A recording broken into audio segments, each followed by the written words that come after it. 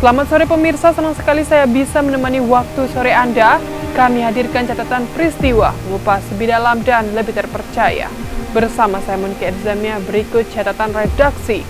KPK kembali lanjutkan pemeriksaan kasus suap Ketok Palu RAPBD.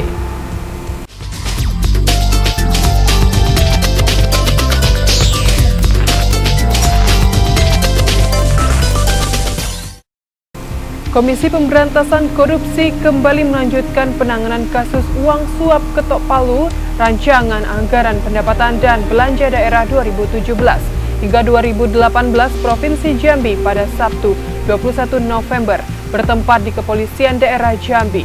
KPK memeriksa 14 orang terlibat dalam kasus tersebut.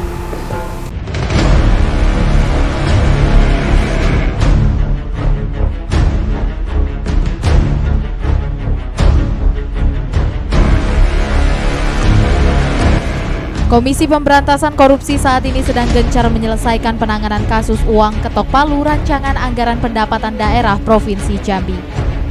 Pada Sabtu 21 November 2020, KPK kembali memeriksa beberapa nama. Dari mulai pukul 9 hingga 17 waktu Indonesia Barat, satu persatu saksi yang diselidiki keluar dari ruang riksa KPK. Kusnindar, anggota DPRD Provinsi Jambi 2014 hingga 2019, sekira pukul 14 waktu Indonesia Barat keluar dari ruang riksa KPK dengan menggunakan kemeja biru. Saat dimintai keterangan, ia mengaku sedari awal pemeriksaan telah menerima uang suap Ketok Palu tersebut. Ia juga mengaku semua uang suap Ketok Palu itu sudah dikembalikan. Masih terkait yang mana ya Pak pemeriksaannya?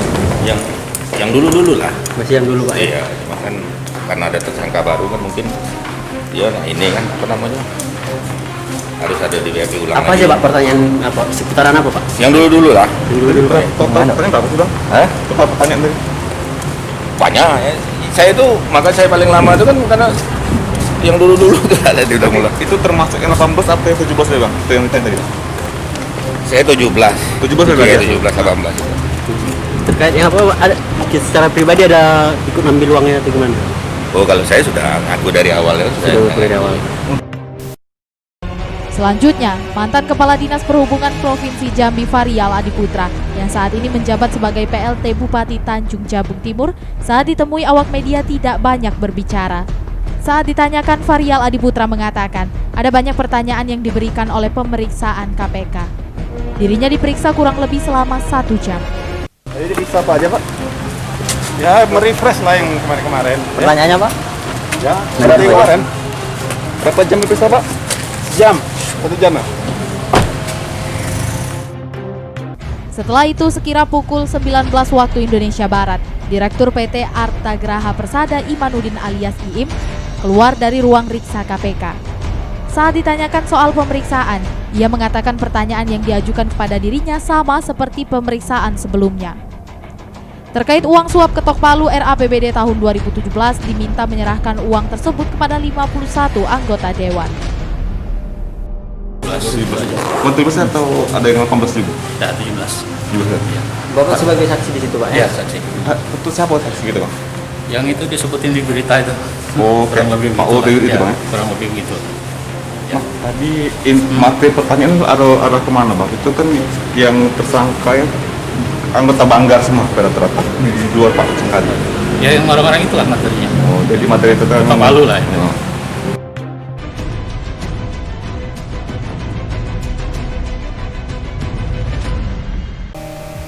Sidang suap uang Ketok Palu Rancangan Anggaran dan Pendapatan Daerah Provinsi Jambi tahun 2017 dan 2018 dengan terdakwa Cornelis Buston, Abdurrahman Syah Bandar, dan Jumaidi Zaini kembali digelar pada Kamis 19 November 2020 di Pengadilan Tindak Pidana Korupsi Jambi. Dalam agenda sidang kali ini mendengarkan keterangan saksi.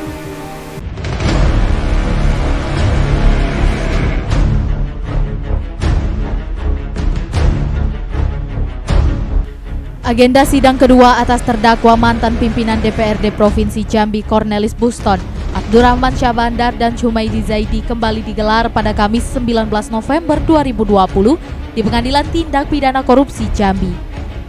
8 orang saksi dihadirkan jaksa penuntut umum pada sidang pemeriksaan saksi kasus dugaan tindak pidana korupsi suap pengesahan RAPBD Provinsi Jambi tahun 2017 dan 2018. Persidangan dipimpin oleh Majelis Hakim Erika Sari Ginting. Persidangan dijadwalkan JPU KPK menghadirkan 8 orang saksi, yakni Afif Firmansyah, Kusnindar, Muhammad Imanuddin, Dodi Irawan, Ferry Aswandi, Sandy, Basri, dan Budi Nurrohman.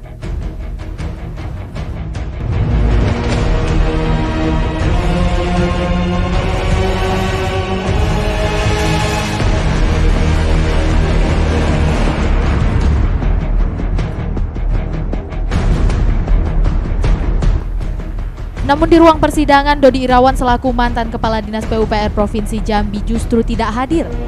Nama Dodi Irawan sendiri disebut-sebut berkali-kali di persidangan, terutama mengenai suap ketok palu pengesahan APBD tahun 2017.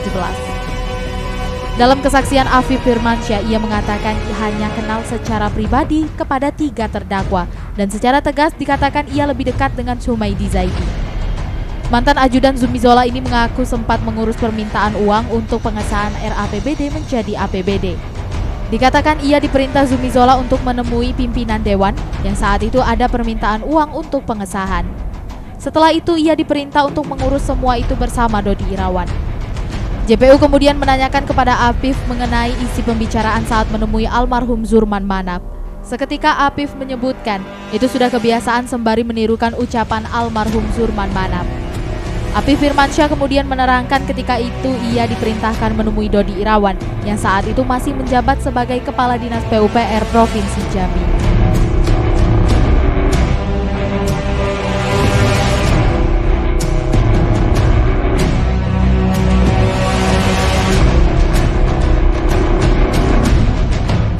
Setelah bertemu dengan Dodi Irawan, Afif diperintahkan untuk menemui saksi Imanuddin untuk mencari uang ketok palu. Setelah Afif, Dodi Irawan dan Imanuddin menghitung potensi pengeluaran untuk ketok palu. Dodi disebut menghubungi sejumlah kontraktor yang belum memberikan fee proyek. Setelah itu, ketiganya mengumpulkan uang fee proyek dari para kontraktor yang menerima pekerjaan di Dinas PUPR yang nilainya mencapai sekira 15 miliar rupiah. Uang tersebutlah yang digunakan sebagai suap ketok palu pengesahan RAPBD tahun 2017. Uang tersebut diserahkan oleh Afif dan Kusnindar. Sementara jatah untuk Cornelis Buston, Humaydi Zaidi, dan AR Syah Bandar diserahkan oleh Iim, dibantu beberapa orang kepercayaannya. Selain Pak Zurman ada, kalau tidak salah Pak Humaydi. Pak Humaydi. Ya, sekarang isi pembicaraannya apa? Biar sebagai transaksi pada saat itu. Pada intinya, Kalian mana dulu ngomong apa pada saat mana? Kapan diselesaikan? Ya. Kapan diselesaikan ini kemarin? Ya. Saya berjawab tadi. Kapan diselesaikan? Ya, terus saya kembali janjinya di Januari awal. Pak Humaydi ngomong apa pada saat itu? Saya tidak ingat. Dia dihadir di situ ngapain? Saya lupa ya. Yang jelas setelah itu ada lagi yang Pak Humaydi.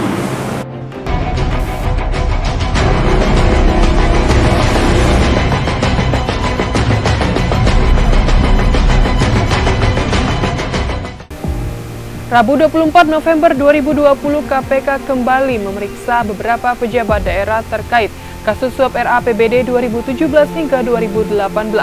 Salah satu di antaranya Masna Busro, Bupati Muaro Jambi. Masna Busro memenuhi panggilan penyidik KPK sebagai saksi di Mapolda Jambi.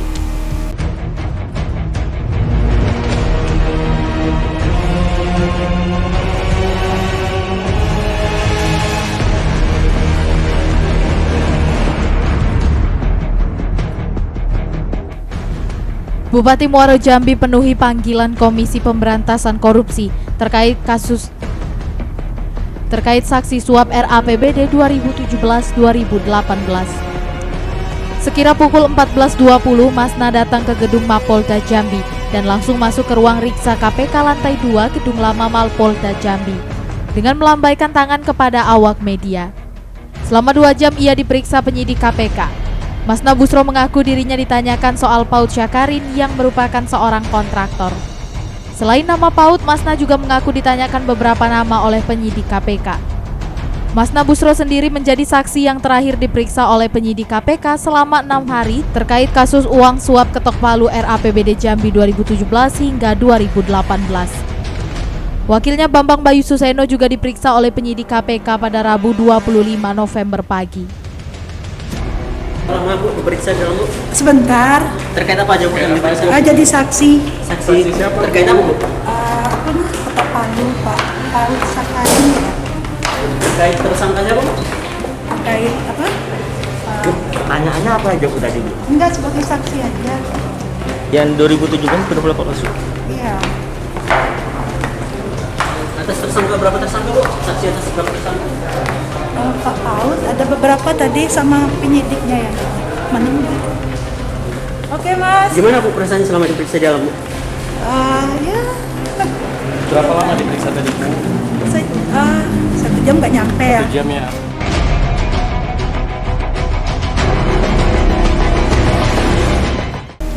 Komisi Pemberantasan Korupsi kembali melanjutkan pemeriksaan saksi terkait suap RAPBD Jambi 2017 hingga 2018 di Mapolda Jambi. Salah satu pihak swasta diperiksa yakni Ferry Aswandi dan Agus Rubianto yang merupakan mantan Ketua DPRD Tebo.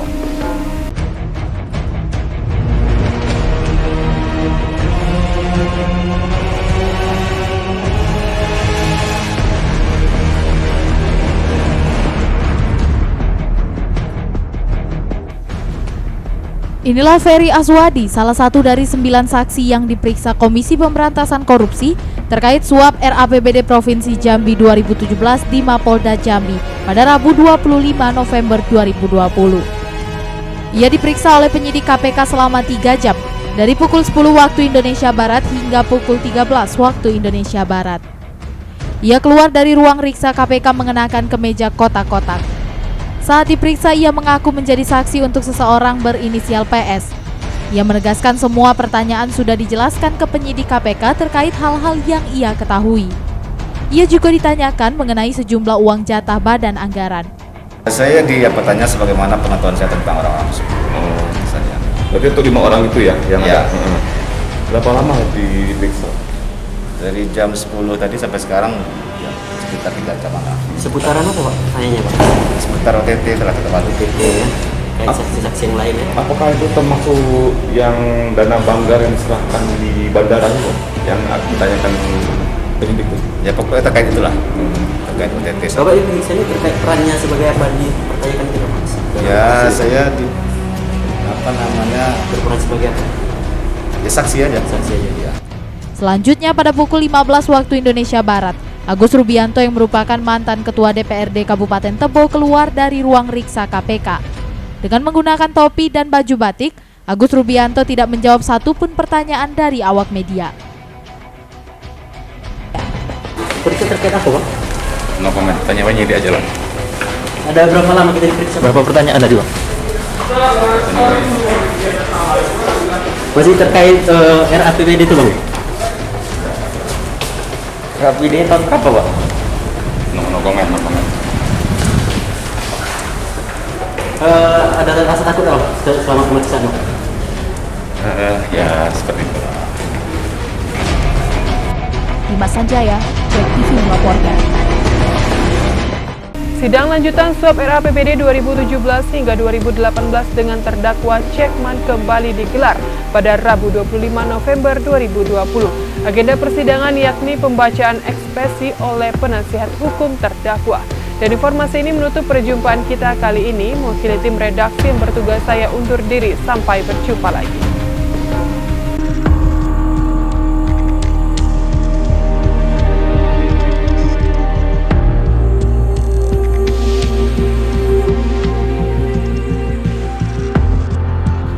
Kasus suap RAPBD Jambi 2017 hingga 2018 di Pengadilan Negeri Jambi memasuki babak pembacaan eksepsi. Pada Rabu 25 November 2020, dalam pembacaan eksepsi terdakwa Cekman, mantan anggota DPRD Provinsi Jambi 2014 hingga 2018, diwakili oleh penasihat hukum yakni Donald Hazekiel Silalahi.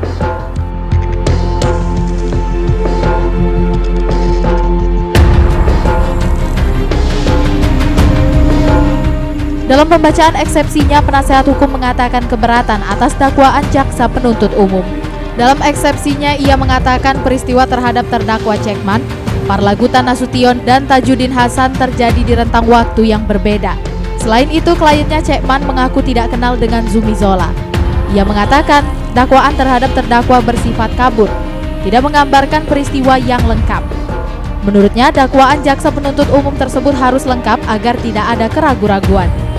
Usai membacakan eksepsi, sidang kembali ditunda dan akan dilanjutkan pekan depan. Tanggal 16 November tersebut, menurut kami penasihat hukum dari terdakwa 1 Cekman, itu merupakan dakwaan yang kabur karena di dalamnya dimuatkan hal-hal yang tidak jelas. Artinya ada beberapa peristiwa yang tidak lengkap yang dimuatkan dalam dakwaan tersebut, seperti bagaimana hubungan Zumi Zola langsung dengan Cekman, bagaimana hubungan peristiwa-peristiwa yang terjadi di dalamnya tidak dimuatkan secara lengkap dan jelas.